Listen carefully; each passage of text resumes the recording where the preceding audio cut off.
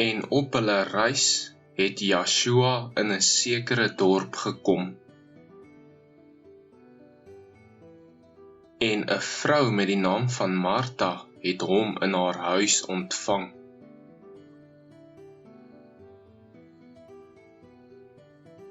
En sy het 'n suster gehad met die naam van Miriam. Sy het aan die voete van Joshua gesit en na sy woord geluister.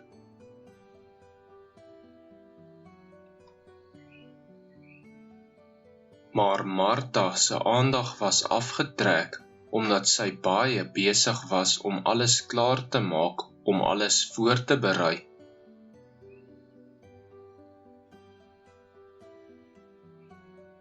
Sy kom toe daar staan en sê, Meester, gee u nie om dat my suster my alleen laat bedien nie?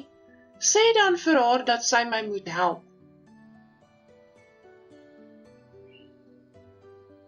Maar Joshua antwoord en sê vir haar, Martha, Martha, jy is besorg en verontrus oor baie dinge.